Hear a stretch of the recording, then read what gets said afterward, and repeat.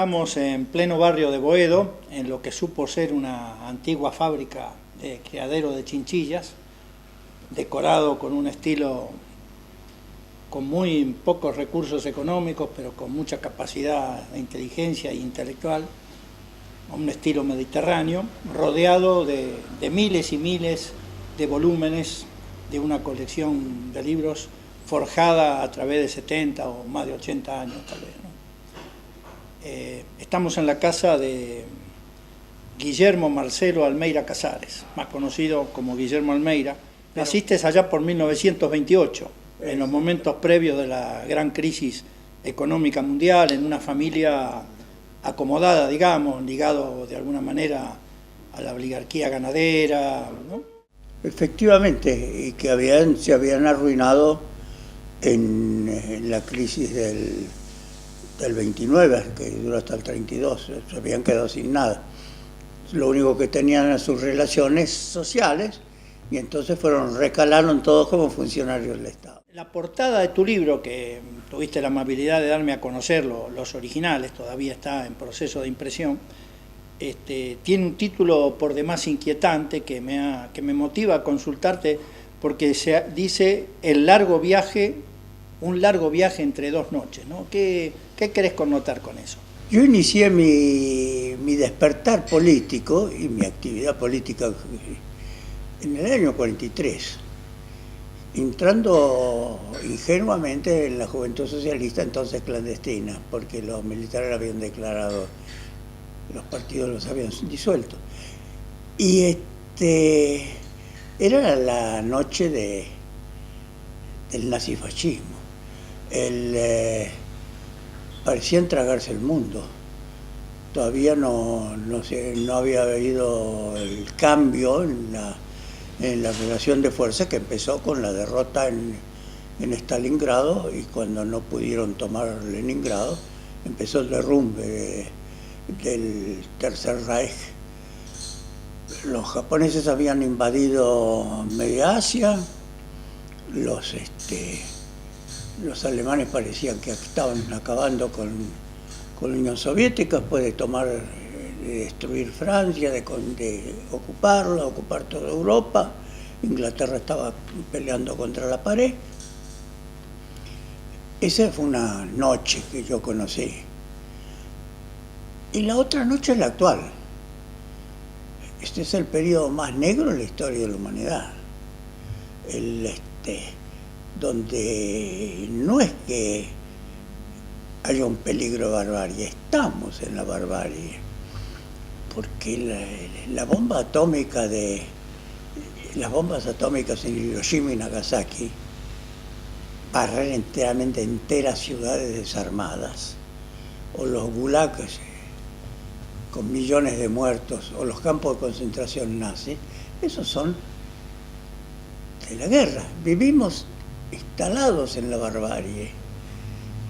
Las muertes por cientos de miles de personas en Burundi, las guerras civiles, eso es la barbarie. Las hambrunas, las migraciones. Las hambrunas, las migraciones de decenas de millones de personas. Te referís también a las innovaciones tecnológicas que cada vez desplazan más mano de obra. La enorme restricción de las libertades democráticas y de las conquistas de civilización, dada la necesidad del capital cada vez más concentrado de defender un poder que tiene cada vez menos consenso, esencialmente con la violencia, te instalan la barbarie. Estados Unidos aplica una política de guerra, la del espionaje en todas partes desde hace años. Pero también los secuestros de personas en territorio de otros países, invade cuando quiere, y lo mismo hacen las otras potencias, que también participan en eso de un modo mucho más hipócrita, oculto, etcétera, etcétera. Se restringen violentamente todos los espacios democráticos y se destruyen las bases de solidaridad. Entonces este es el periodo más negro de la humanidad. El largo viaje es mi evolución en ese periodo que hemos recorrido, con una parte muy importante de de conquistas, desde la descolonización hasta el desarrollo de revoluciones que llevaron a abatir a los gobiernos capitalistas en unos países, no a construir el socialismo, pero sí a abatir a los gobiernos capitalistas. Y durante los primeros años 50, 60, movilizaciones enormes y cambios en los 60, 70, el 68, y después la larga crisis en todos los sentidos, económica, política, moral,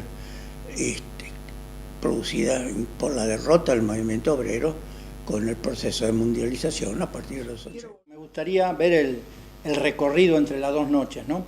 Hay una cosa interesante, vos planteás que a los 9 años fuiste con tus padres a París a vivir allá un tiempo, y los ojos de un niño que veían la exposición internacional francesa y que escuchaba las discusiones sobre la guerra que se venía, ¿no? Es interesante comentar eso.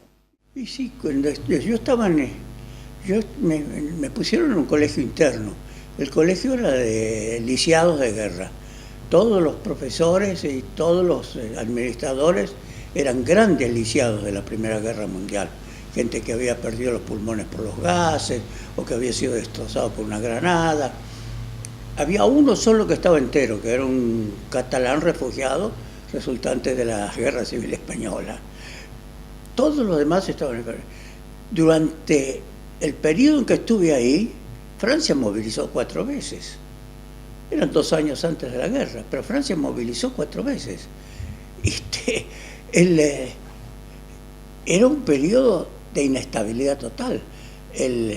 Todavía estaba en el gobierno el Frente Popular, y el Frente Popular, los obreros se movilizaban, tenían una gran fuerza. Francia no tenía casi inmigrados entonces. Había algunos inmigrados que eran más que todos refugiados políticos, italianos, polacos, alemanes, pero no tenía la masiva cantidad de inmigrados que tiene hoy, donde más de un tercio de su proletariado no es francés ni tiene derechos, y además sufre el racismo. En ese entonces no era así, eran todos franceses. Y yo eso lo palpé como chico, lo vi como chico. Vi también la guerra en un viaje a Italia, en el tren. Un Bersaglieri, que resultó ser argentino, se puso a llorar y le pidió a mi padre que lo salvara porque se venía a la guerra y veía que lo iban a matar. Porque Italia no estaba preparada para la guerra, de ningún modo. Era una payasada lo que hacía Mussolini. Entonces la guerra estaba presente por todos lados. Nosotros nos fuimos de Francia en uno de los últimos buques que salieron antes de la guerra, de Marsella, y el buque tenía un montón de refugiados judíos que venían para aquí y no sabían ni a dónde iban, porque se iban simplemente a donde podían.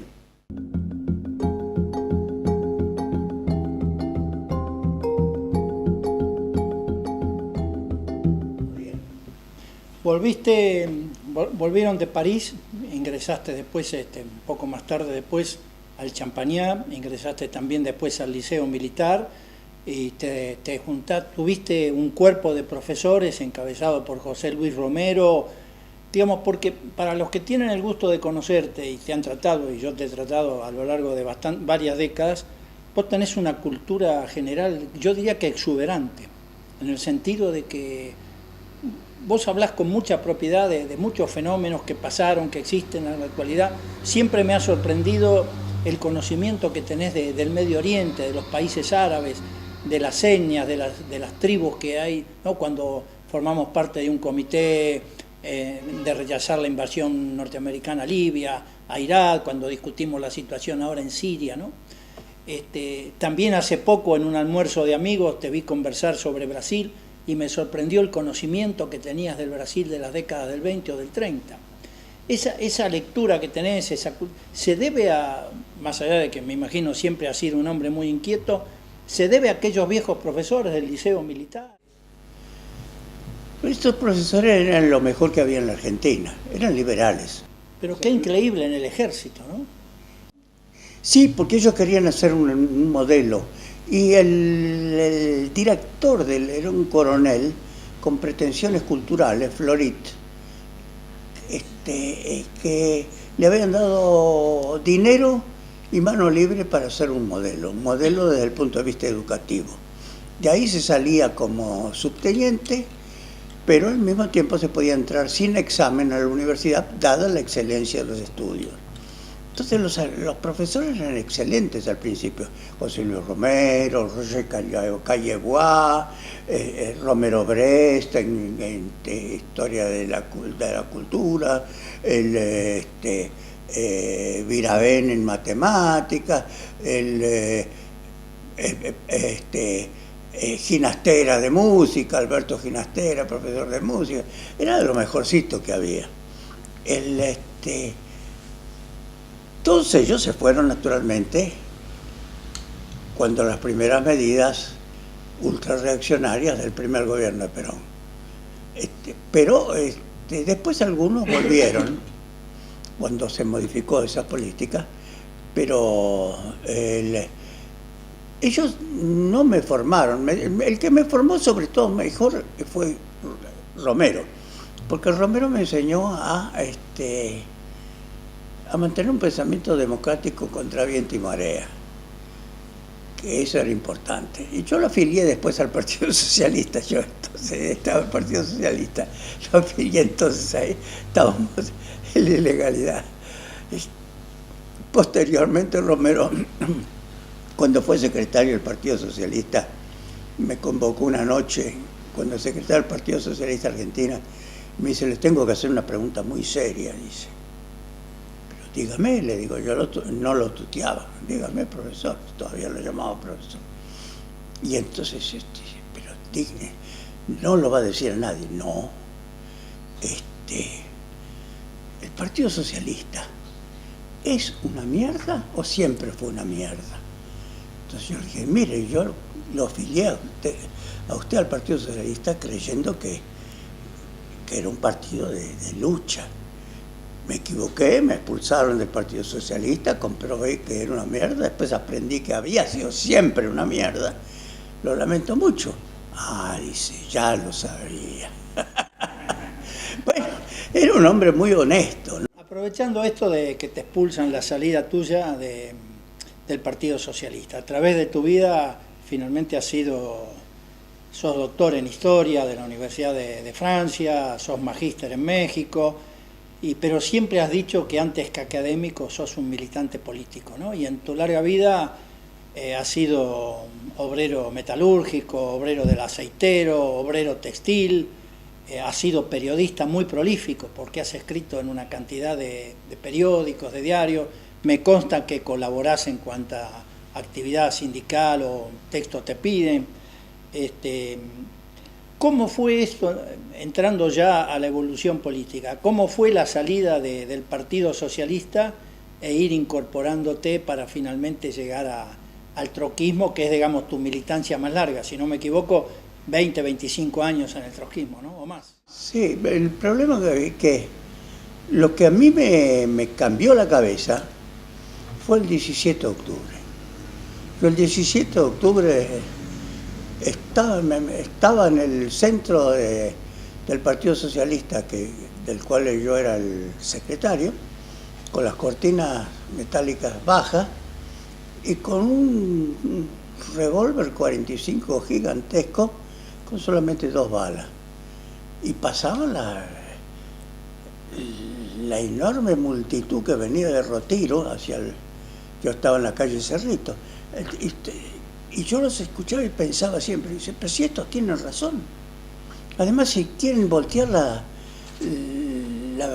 la persiana, y yo no voy a tirar. Y si tiro al aire me matan y me queman con el local. Entonces no tiene ningún sentido. ¿Qué hago yo aquí? La comprensión de que una cosa eran los trabajadores peronistas, en su deseo de cambio, en su espíritu, no diría anticapitalista, porque no tenían conciencia anticapitalista, pero sí en su espíritu de odio a la opresión de clase, Y la política del Partido Socialista, que estaba aliado con los comunistas, estaba aliado con el embajador de Estados Unidos en la Unión Democrática, me llevó a constituir una izquierda socialista con una serie de esta gente. Antes de pasar a eso, porque hay una cuestión interesante, la interpretación de las masas del 17 de octubre y la incorporación de toda la masa de campesinos o neocampesinos del interior a la actividad fabril del país.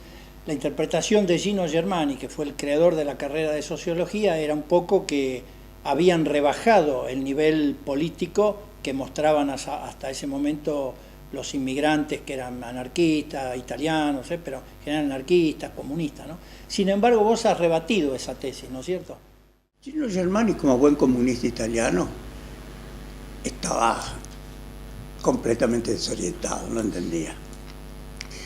Y sus análisis no tenían base fáctica, no tenían asidero empírico. Yo comprobé después como obrero en todas las fábricas que el ajustador o el tornero había sido herrero en un pueblo, que el obrero textil antes había hecho sillas de montar en su pueblito, que otro había sido trabajador de la alimentación.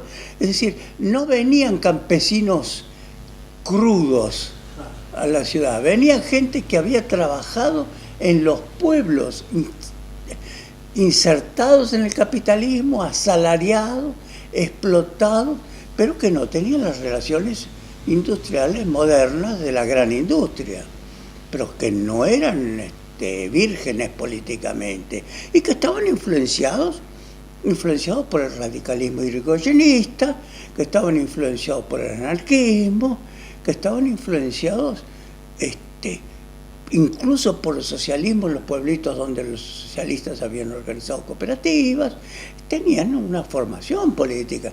Gino Germani desestimaba totalmente eso. Volvamos entonces a la idea esta tuya de que a la comprensión de que el 17 de octubre te hace comprender una realidad distinta que el Partido Socialista no había comprendido. El Partido Socialista decía que era una horda de desarrapados. El Partido Comunista decían que eran lumpes. Nahuel Moreno decía que era la policía que los había llevado a movilizarse, que era la policía y el ejército, que no había ninguna movilización.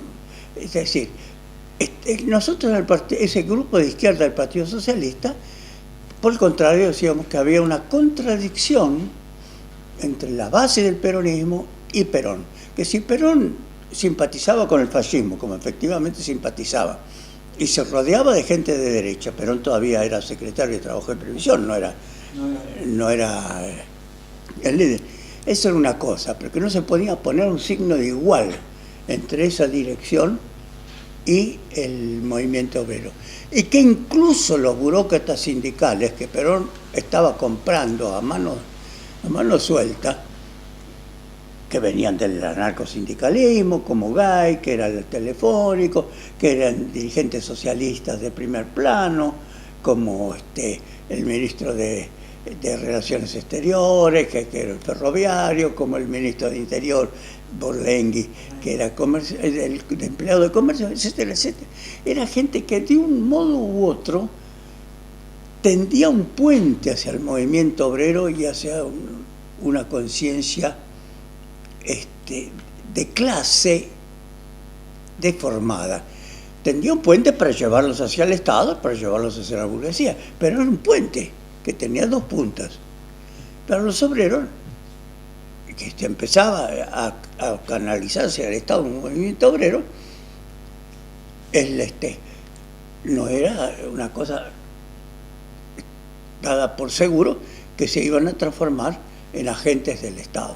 Tanto es así que inmediatamente, en los primeros años de Perón, hubo importantísimas huelgas de gremios influenciados por la oposición socialista, como los gráficos, como la fraternidad, en parte como los ferroviarios, o de gremios absolutamente peronistas que se habían organizado como sindicatos y al mismo tiempo como peronistas, como la FOTIA, como los empleados, los trabajadores del azúcar. Claro, la emergencia del fenómeno de las masas peronistas provoca un cimbronazo en todas las agrupaciones de izquierda y entre ellos este sector de la juventud, de la izquierda socialista que vos encaminabas.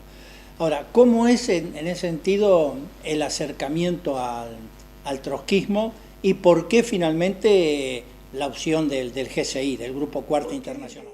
Porque ese grupo de la izquierda socialista inmediatamente se transformó en una cosa que se llamó Movimiento Obrero Revolucionario cuando nos expulsaron a todos del Partido Socialista. Ese movimiento tuvo una cierta importancia, tenía fuerza en el norte, dirigentes azucareros, dirigentes de bodegueros en Tucumán, obreros en Zapla, y estaba dirigido desde el norte por un ex trotskista, Esteban Rey, que después se hizo peronista en el 52. Cuando la huelga del azúcar, Perón nos metió preso a 200 la gran mayoría militantes del MOR, dirigentes socialistas del MOR. Me cayó a mí la secretaría, en la ciudad de Buenos Aires, la secretaría del Movimiento Nacional, en un lugar como la ciudad de Buenos Aires, donde no teníamos un obrero, éramos todos jóvenes de clase media, ni experiencia ninguna. Yo no tenía ni 20 y pico de años. Entonces me cayó la Secretaría del Movimiento Nacional.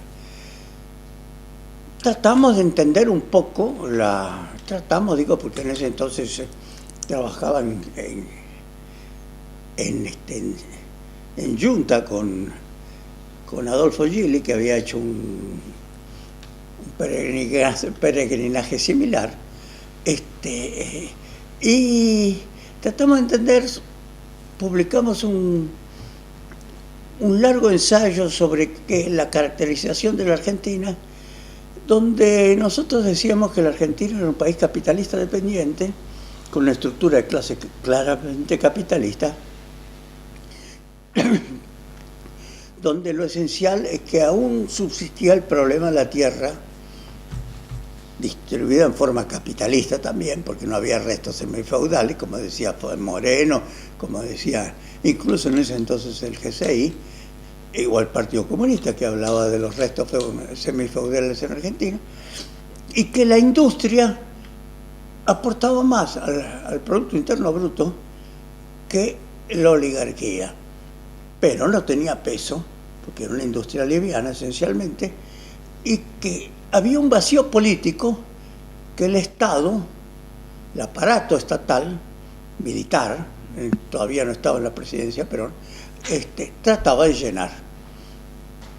Entonces, contra eso polemizó mucho Moreno, diciendo que somos la gente peronista, todas esas cosas, pero dio una base para formar un grupo más o menos determinado dentro del MOR. En determinado momento llegué a la conclusión, y Adolfo me acompañó, de que podíamos hacer unas 200 personas en todo el país. Y cuando aceptábamos las conclusiones generales de Trotsky, aceptábamos el programa de transición de la Cuarta Internacional, nos basábamos en eso, construíamos ideológicamente sobre esa base, pero no tenía una perspectiva puramente nacional. Entonces decidimos ligarnos, ver por lo menos qué eran los grupos trotskistas que había. En ese entonces los trotskistas no pasaban de unos 60, 70 personas y estaban divididos en por lo menos 8 grupos importantes. Entonces mandamos un explorador como los pájaros del Arca de Noé a cada grupo. El que fue a ver de Moreno volvió con las manos en la cabeza, horrorizado ante el lumperío, el atraso político, la falta de seriedad. El que fue a ver a los de la UOR, estaba Miguel Pose, los vio como gorilas terribles ligados a la Unión Democrática, y así sucesivamente quedó por descarte el GCI, el Grupo Cuarta Internacional, que era un grupo obrero que publicaba todo lo que hacía la Cuarta Internacional, que discutía seriamente todos los boletines internos de la Cuarta Internacional y que estaba en todas las fábricas importantes del Gran Buenos Aires, pero nada más que en el Gran Buenos Aires. Entonces decidimos tomar un contacto con ellos para ver cómo era la cosa. Y así tomamos contacto con el Grupo Cuarta Internacional. Les hice algunas críticas iniciales sobre la caracterización de que la Argentina tenía restos semifeudales. Lo aceptaron sin problema en la reunión.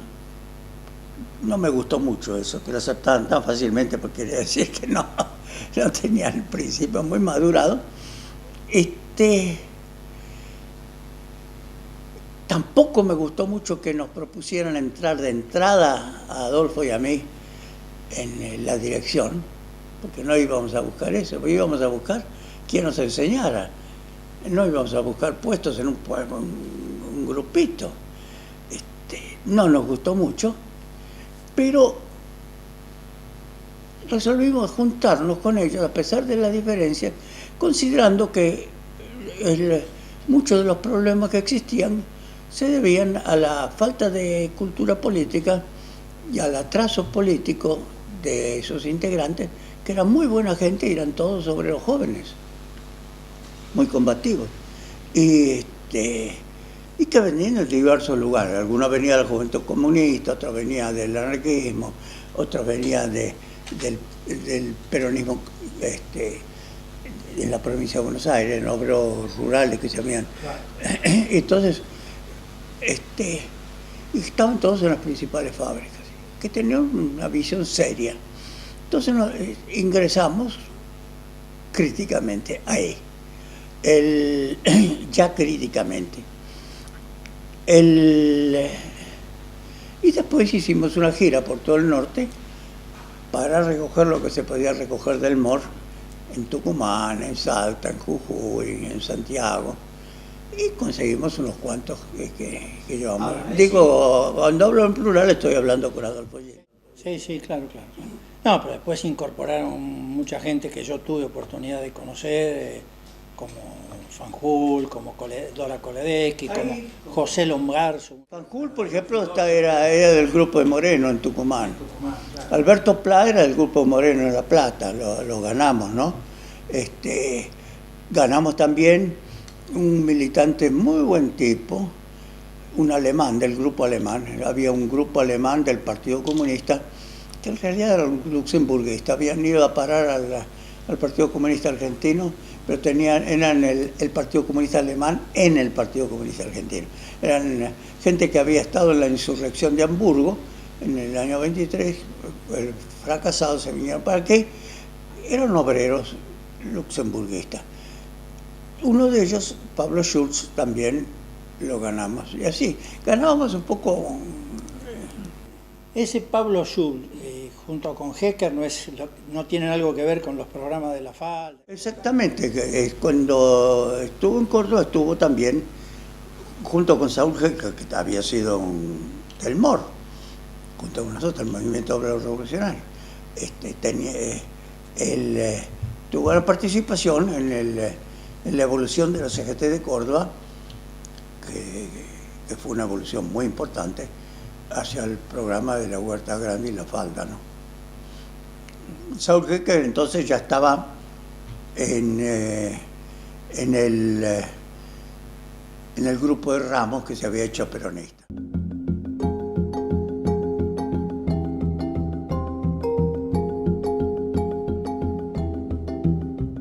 Vos te incorporás a este grupo del GCI trotskista en forma crítica, etcétera, pero durás ahí 20 y tantos años, ¿no? Y esa militancia 20 y tantos años te llevó a... Yo conozco muchos trotskistas que han vivido en varios países, que los llevó su militancia, ¿no? Pero no conozco gente que haya vivido en tantos países como vos, y no conozco ninguno que haya vivido, fuera militar un par de años a Yemen del Sur, ¿no? ¿Qué es lo que, cómo es esto de cambiar Me hace acordar a una frase de Bertolt Brecht en su poema Los hombres futuros, cuando dice: cambiábamos de países como de zapatos, ¿no? Sí, yo en primer lugar considero de que soy un militante de la clase obrera mundial, que me toca luchar en la Argentina, pero lo de argentino no es sustantivo, es adjetivo. Escribiste que sos un argentino no practicante. Soy un argentino no practicante. Yo soy mucho más hincha de River que argentino. ¿Por qué? Porque me pesa mucho más la vida real que las abstracciones nacionales, ¿te das cuenta? Para mí, argentino, boliviano, es lo mismo. El problema es que donde estás hay que estar y hay que hacer algo. Porque he militado en Italia, he militado en Yemen, he militado en México, he militado en Brasil, he militado en Perú, he militado en Bolivia, he militado por todos lados, siempre he militado. El lugar cambiaba y cambiaba la gente también. Y yo aprendía. Sobre Brasil aprendí en Brasil. La historia y todo, porque una vez que estás ahí tenés que aprender, tenés que hacerte más brasileño que los brasileños. Sobre Yemen aprendí con toda seguridad, yo soy más yemenita que los de Yemen, porque aprendí todas las sobre Yemen. Y así, pero fue en parte la militancia la que me llevó. Me fui para Brasil porque estaba en la lista negra de los metalúrgicos. Cuando me echaron después de ganar un conflicto en Siam, donde yo trabajaba, me pusieron en la lista negra. La UOM publicó mi retrato y mi expulsión en 400.000 ejemplares. Todos los patrones metalúrgicos, hasta el último taller, tenían mi foto, no me iban a tomar, como lo probé varias veces. Entonces, el partido donde yo estaba dijo: bueno, dado esto, lo mejor sería que fueras vos sos capaz para esto, anda a Brasil y crea algo. Me fui para Brasil y creé la sección y un periódico que por 16 años fue el único periódico trotskista que hubo en Brasil, y una sección importante, relativamente importante, que ganó un sector del Partido Comunista Brasileño. Entonces, ahí fue la militancia. Y en Yemen lo mismo, yo estaba hacía rato una actitud crítica frente a las locuras de Posadas, a la política absurda que seguía Posadas a partir de los años 60. Por un año había estado separado totalmente de toda actividad. Lo único que hacía era seguir cotizando una buena cantidad de mi sueldo, pero no participaba en ninguna actividad y seguía haciendo mis críticas. Y Posadas decidió entonces, un poco para separarme de la Argentina y que no jodiera más, y otro poco para aprovechar algunas cualidades que yo tenía. Y dice: mirá, en Yemen del Sur nos piden colaboración, militantes, la revolución necesita eso. Yo les dije: la revolución en Yemen la hacen los yemenitas, no los argentinos. Yo de Yemen no conozco casi nada. Por empezar, no hablo el árabe.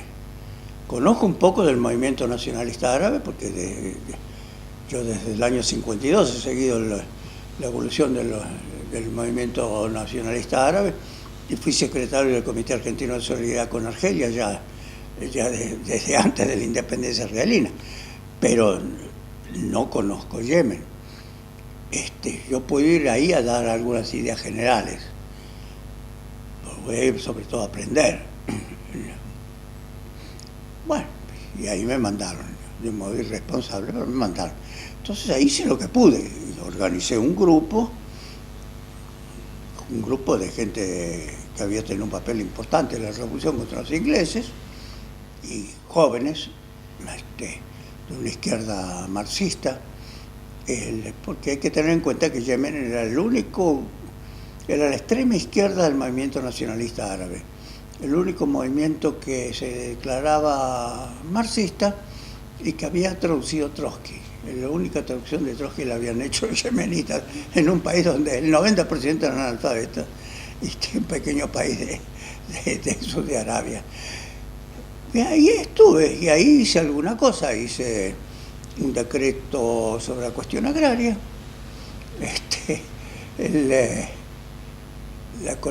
la estatización general de todas las tierras y el disfrute colectivo de las tierras, las tierras fértiles, para empezar, los oasis y la franja costera, pero todo lo demás, y un decreto de expropiación de los medios de comunicación.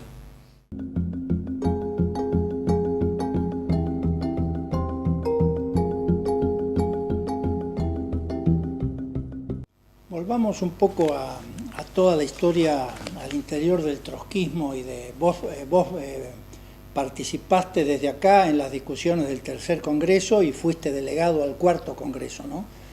Congresos de la cuarta donde se llegaba con muchas divisiones, con muchas polémicas internas.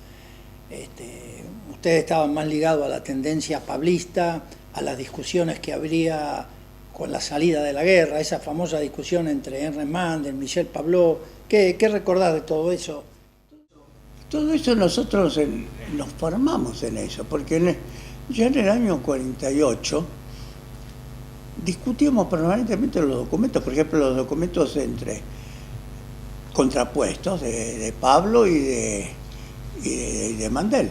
Mandel sostenía que los países del este, en ese entonces las llamadas democracias populares, entonces todavía Stalin lo mantenía bajo la influencia soviética, pero todavía estaba el rey en Bulgaria, el rey en Rumania, el presidente Masaryk en Checoslovaquia. Entonces quería mantener una estructura burguesa sometida al control de la Unión Soviética. Mandel sostenía que eso eran unas casamatas, eran el búnker en la frontera de la Unión Soviética. Pablo decía que sí, que efectivamente en parte eran gobiernos capitalistas con un control burocrático del Partido Comunista, pero que la necesidad de la Unión Soviética de extender un tipo de funcionamiento burocrático estatal lo iba a llevar a tener que echar esas burguesías, que eran, por otra parte, la punta de lanza del imperialismo en escala internacional. Eso efectivamente sucedió así. Y entonces él llamó a eso, muy desgraciadamente, estados obreros deformados, porque no eran estados obreros, porque de obreros no tenían nada, eran antiobreros, y deformados más que deformados, habían nacido degenerados de entrada. Entonces, además había una discusión. La discusión era la siguiente: Trotsky no había considerado que de la guerra saliera una Unión Soviética no solamente reforzada, sino con una influencia enorme en el mundo, partidos comunistas por todos lados. No había considerado eso. Entonces, ni había considerado que inmediatamente después de la guerra se preparase otra guerra, como efectivamente sucedió con la guerra de Corea en el 52, poco después del fin de la otra guerra, y con los acontecimientos que después llevaron a la crisis de los misiles en los 60 en Cuba, la posibilidad de una guerra mundial. Pablo sostenía que el imperialismo iba a ser una guerra mundial contra la Unión Soviética y que en esa guerra mundial la Unión Soviética no tenía nada que ver con era una fuerza anticomunista, antirrevolucionaria en escala mundial, iba a tener que llevar a cabo una política antiimperialista, le gustase o no, y que además no había otra respuesta desde el punto de vista de las masas que pelear contra el capitalismo, incluso aliado con la Unión Soviética en ese momento. Entonces decía que había que estar en el movimiento obrero tal como era en ese momento, con la izquierda socialista, donde los socialistas eran importantes, en un partido comunista de masa, donde la gente no había entrado por el estalinismo, aunque se estaba haciendo estalinista, sino por el comunismo, creyendo que venían al comunismo, en la eventualidad de esa guerra. Nosotros estábamos de acuerdo con esa idea de mantener una independencia dentro de eso. Por ejemplo, nosotros considerábamos que había que acercarse a los trabajadores peronistas y no rechazarlo, como Moreno, que decía que está el movimiento obrero castrado y sin ímpetu. Aunque después el morenismo cambia, ¿no? El morenismo se hace de antiperonista furioso hasta el año 50, después pasa por oportunismo a entrar en el Partido Socialista de la Revolución Nacional. Pero eso, claro, hacer entrismo, pero eso no es uno de los debates en la internacional también. ¿Qué hacer a la salida de la guerra con los partidos de masas? Eso no, de ningún modo se decía que había que someterse a las direcciones burguesas. No someterse, pero estaban las variantes del entrismo. Pero meterse y decirse peronista. Y cantar la marchita, hacer el signo. Eso. Y desaparecer como organización política, ¿no? Como trotskista. Pero esa era la adaptación total. Moreno sacó bajo la conducción del Comando Superior Peronista, con Perón y Evita de un lado para otro, cuando a nadie le daba pelota. De todas maneras, de todas las fracciones trotskistas en la Argentina de aquella época, la que sobrevivió y la que es una corriente ha sido el morenismo, ¿no? Yo creo que sí, por dos razones. Una, por el atraso político en la Argentina. Eso era válido para todas las corrientes. Claro. Otra, por la locura de Posada. Porque cuando el Partido Obrero Trotskista, en el cual yo militaba, participa, tenía posibilidades de desarrollo, no solamente grande, como trotskista, el único partido que vendía decenas de miles de ejemplares en un periódico trotskista, que sacó 8.000 votos en Córdoba, 40.000 votos en la escala nacional, etc. Cuando eso se le cierra el desarrollo con el comienzo de las locuras totales, teóricas y políticas, que vienen de Posada, eso le corta el desarrollo totalmente. Entonces, y provoca también un fenómeno, precisamente porque habíamos tenido una posibilidad de desarrollo importante y creciente, que los que estábamos adentro críticamente adoptásemos la peor de las posiciones, de creer que todavía había posibilidad de reformar ese grupo. Es decir, bueno, si nosotros tenemos esta posición, pero no es la de Posada, si este grupo ha ido creciendo así, hay posibilidades de renovarlo, y que nos quedásemos incluso por años en una tarea estéril y desgastante. Se nos va acabando el tiempo. Me interesa 2 o 3 cuestiones. A propósito de los programas de la falda de Huerta Grande y el problema de la cuestión nacional en América Latina. ¿Cómo lo ves hoy, el problema de la cuestión nacional? Para mí, en un continente donde jamás ha habido una tradición socialista, marxista, salvo en pequeños sectores, en Bolivia, una izquierda socialista en Chile, pero pequeños sectores. El desarrollo de la lucha anticapitalista pasa por la defensa de las conquistas nacionales, de la independencia nacional, de la lucha contra el imperialismo, de la unidad latinoamericana. La revolución nacional y democrática la darán los trabajadores en el sentido más amplio, porque la clase obrera es minoritaria en todas partes, como tal, haciéndose el camino en la marcha, crecerá hacia el socialismo, hacia el anticapitalismo, hacia la Federación Socialista de Estados Latinoamericanos. Federación Socialista de Estados Latinoamericanos, no Unión, Federación. Eso es una marcha. El programa de Huerta Grande y de Falda tenía el mérito de tratar de unir las reivindicaciones obreras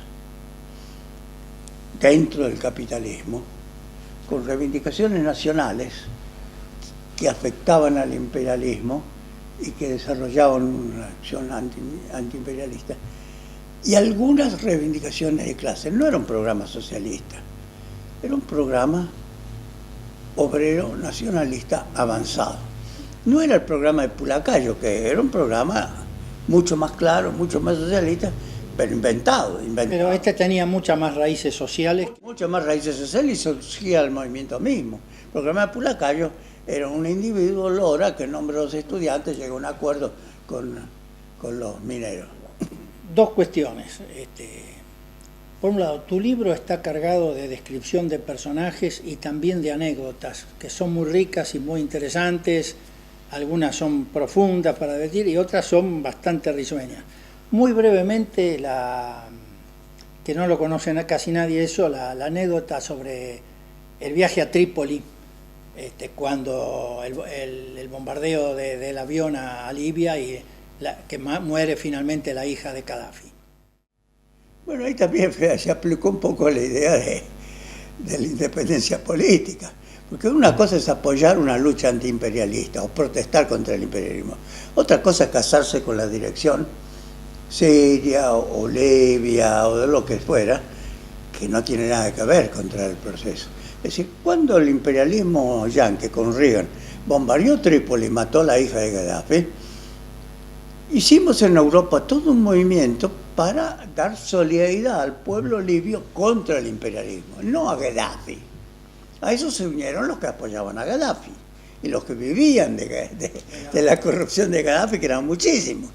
Entonces, en el mismo barco donde íbamos a Libia, iban todos, los Panteras Negras, gadafistas pagados de Camerún, una serie de vivillos, y parte del movimiento obrero de izquierda internacionalista. Franceses de la tendencia marxista revolucionaria, españoles, nosotros de democracia proletaria, etcétera, etcétera. Llegado a Libia nos quieren imponer que desfilemos como gadafistas. Nos dan una camiseta con la cara de Gaddafi y con las frases de Gaddafi en la espalda.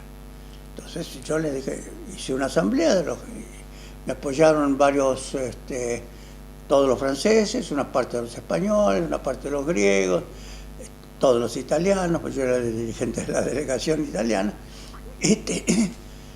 No, con esto no desfilamos. Entonces nos dijeron, bueno, entonces se quedan en Trípoli porque no pueden volver en el barco, que lo pagamos nosotros, ni les damos visa. Ahí concilia y le digo, bueno, desfilamos con la camiseta, pero la modificamos. Ellos no pensaron cuál podría ser la modificación y aceptaron. Entonces, le cortamos a las camisetas, hombres y mujeres, la imagen de Gaddafi en el pecho y le cortamos la frase de Gaddafi en la espalda y desfilamos puño en alto, formando parte de la manifestación de protesta, pero era divertidísimo ver a las compañías que se le veían el corpiño en el país árabe por el agujero en la camiseta de Gaddafi y los otros con la camiseta que nos habían comido polillas gigantes con un agujero en el pecho y otro en la espalda. Terminado eso, me voy como jefe de la delegación, subo al palco al lado de Gaddafi con la camiseta toda agujereada. Nadie me dijo nada. Viajamos de vuelta a Malta, pero el burócrata que nos había querido poner en la camiseta fracasó, desapareció, no sé qué le habrá pasado. Se nos acaba el tiempo. El último capítulo de tu libro es ¿Qué pienso ahora? Entonces, terminemos con esto. ¿Qué pensás ahora? Eso es lo más importante. Yo he sido desde hace muchísimo tiempo partidario de la idea de que si le queremos decir más o menos qué podrá ser el socialismo, tiene que ser la autogestión social generalizada. Marx hablaba de la Federación de Libres Comunas Asociadas. La más plena libertad, la más plena participación de la gente tiene que ser protagonista de su propio destino, no un Estado que dirija. Ningún Estado puede ser socialista, por empezar porque es Estado. No puede ser. La estatización no es sinónimo de socialismo. Eso lo hace cualquier gobierno progresista. Hay que luchar por una sociedad autogestionada, libre, con discusión libre también. Entonces, eso es lo primero de todo. Por lo tanto, internacionalista. Porque si sos libre podés discutir también lo que pasa en China, lo que pasa en México. En México se está haciendo una organización política de los trabajadores. Aquí nadie sabe nada. Yo soy uno de los promotores en México de una organización política de los trabajadores. 70 organizaciones sindicales lo forman. Y centrales obreras, movimiento de masa, ya tiene como un millón de obreros representados. Bueno, nadie sabe nada. El internacionalismo es una de las cosas fundamentales. Pienso también que por lo tanto tiene que haber un pensamiento crítico. El marxismo es crítico. El marxismo es crítico con respecto al capitalismo, pero con respecto a todo, incluso hacia el marxismo. No puede haber un pensamiento crítico hacia afuera y no tener un pensamiento crítico hacia adentro. Eso es esencial. Esas son las bases de lo que pienso ahora. Creo que estamos todavía en la barbarie, como yo decía, que ha habido un retroceso teórico y político gigantesco, que hay que los que quieren avanzar están partiendo de cero, de casi cero, porque no ha habido transmisión. Basta ver la riqueza de las discusiones marxistas en los años 20, 30 y la pobreza total del pensamiento de lo que se dice marxista hoy, que ha habido un retroceso organizativo importantísimo, pero que eso no significa que no se pueda seguir peleando y que no tenga razón, porque los plazos no son los plazos de nuestra vida. Claro, son plazos históricos. Son plazos históricos. Tu libro es un libro prolífico en muchas cuestiones, pero también es un libro muy duro en las polémicas, ¿no? Es casi un libro, no hace concesiones, ¿no? No. Me hace acordar a aquel griego, al músico que escribió, que decía alguna vez en relación a la Revolución Griega, eso, haciendo concesiones uno pierde el alma, ¿no? Pero también viendo los periodos que fuiste un trashumante de un lado a otro, me hace acordar una frase de Mariátegui cuando decía, el hombre llega para volver a empezar, ¿no? Guillermo, gracias por recibirnos en tu casa, ¿eh? Gracias a ustedes.